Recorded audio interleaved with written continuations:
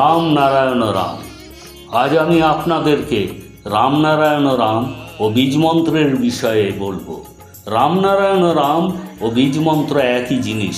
যেমন কয়েনের একদিকে টাকার অঙ্ক আর অন্যদিকে অন্য কিছু লেখা থাকে, কিন্তু সেটা একই। রামনারায়ণ রাম ঈশ্বরেরই নাম, যিনি সর্বশক্তিমান। আমি সবসময়ই বলি, প্রথম রামের অর্থ মহাকাশ, মহাকাশ থেকেই সব কিছু সৃষ্টি। নারায়ণের অর্থ সমস্ত গ্রহ, নক্ষত্র, তারা, গ্রহাণু। আর দ্বিতীয় রামের অর্থ সমস্ত জীবকুল ও প্রাণীকুল। রামনারায়ণ রাম একটি ধ্বনি এবং ঈশ্বরের নাম। আমরা আলাদা আলাদা নামে ঈশ্বর বা ভগবানকে ডাকি, পূজা করি। তারা কিন্তু কখনোই আমাদেরকে বলেননি যে আমাদের পূজা করো। এর কোনো প্রমাণ নেই। মানুষ অনেক ধর্মের সৃষ্টি করেছে, কিন্তু নিজের ঈশ্বরের নামই ভুলে গেছে। রামনারায়ণ রামই হলো ঈশ্বরের নাম, যিনি সর্বশক্তিমান। বীজমন্ত্রের নাম রামনারায়ণ রাম। জন্ম থেকে যিনি জপ করেন, জপ করতে করতে সিদ্ধ পুরুষ হয়ে যান, তিনিই আমার গুরু, তিনিই সর্বশক্তিমান, তিনিই স্বয়ং রামনারায়ণ রাম। আমরা সবাই তার অংশ। আপনারা সন্তান দলে যোগ দিন। যিনি সন্তান দলে যোগ দেবেন তিনি বীজমন্ত্র জপ করবেন। যদি কেউ দীক্ষা না পেয়েও থাকেন, তিনিও জপ করতে পারেন। কীর্তন করা উচিত, মন দিয়ে ডাকতে হবে। তাকে পাওয়ার জন্য হৃদয়ের শক্তির সাহায্যে ডাকা উচিত, তিনি অবশ্যই আসবেন। যেমন ভক্ত কবির হরি হরি করে যাচ্ছিলেন, আর হরি তার পিছনে কবির কবির করে ডাকতে থাকেন। আমাদেরকেও ওইভাবেই ডাকতে হবে। রামনারায়ণ রাম ও বীজমন্ত্র আলাদা হলেও একই। যেমন আমাদের শরীর, মন, বিবেক আলাদা আলাদা, কিন্তু একই। আলাদা কিছু নয়। সেইরূপ হাওয়া, জল, সূর্য, পৃথিবী সব আলাদা, কিন্তু সবই মহাকাশের অংশ। মহাকাশই আমাদের বাড়ি, মহাকাশই আমাদের পিতা মাতা। মহাকাশের নামই রামনারায়ণ রাম। ঈশ্বর, ভগবান সবই মহাকাশ। কোনো ঈশ্বর আমাদের সমস্যার সমাধান করতে আসেন না। প্রকৃতি সব সময় আমাদেরকে সহায়তা করে, তার কাছ থেকেই খাবার পায়। প্রকৃতি ছাড়া আমরা কিভাবে বাঁচব?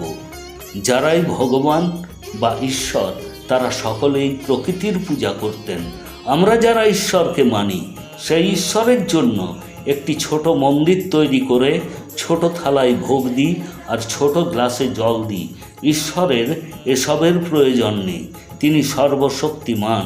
আমাদের দেওয়া কোনো কিছুই তার প্রয়োজন নেই। ভগবান হয়ে জন্ম নিয়েছি আর ভগবান রূপেই চলে যাব। আমাদের মধ্যে সমস্ত খারাপকে সরিয়ে তিনি আমাদেরকে পৃথিবীতে পাঠিয়েছেন। এসবই তাঁর কৃপা। মানুষ ধর্ম তৈরি করে মানুষকে ঠকাচ্ছেন, মানুষকে খারাপ জ্ঞান দিচ্ছেন। আমি তাদেরকে ধর্ম সম্পর্কে বলবো, ধর্মগ্রন্থে আছে পৃথিবী, সূর্য এক জায়গায় দাঁড়িয়ে আছে। মানুষ লেখাপড়া করে জেনেছে যে সূর্য দাঁড়িয়ে আছে আর পৃথিবী তার চারপাশে ঘুরছে। ধর্মগ্রন্থ রচয়িতা সব ভুল বলেছেন। এই জন্য আমি যা জেনেছি আপনাদেরকে তা জানাতে চাই।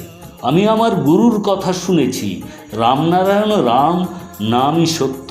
একে হৃদয় দিয়ে জানুন, শুনুন, বিবেকের কথা শুনুন, বিবেককে বলুন শঙ্কর সরকার কি বলছে। আমাদের বিবেক নিজে বলে কোনটা সত্য, কোনটা ঠিক। বিবেক আমাদেরকে বোঝায় কে ভগবান, কোনটা ঠিক, কোনটা ভুল। গুরু বালক ব্রহ্মচারী মহারাজের কাছে 1974 সালে আমি দীক্ষা পেয়েছি। আমার আত্মীয়দের সাথে গুরু বালক ব্রহ্মচারী মহারাজের কাছে গিয়েছিলাম।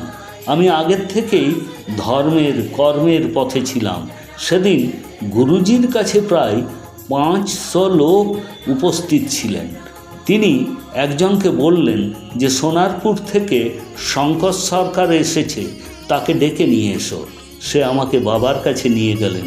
গুরুজি আমাকে খুব ভালোবাসলেন, যা আমি আমার বাবা মায়ের কাছেও পাইনি। গুরুজি আমাকে আগের থেকেই চিনতেন। তিনি আমার কানে বীজমন্ত্র দিলেন।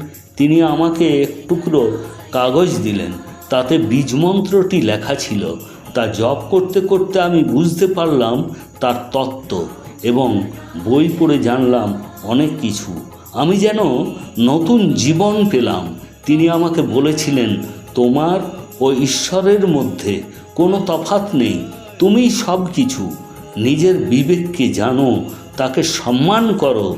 বিবেকই আমাদেরকে বলে কোনটা ঠিক কোনটা ভুল।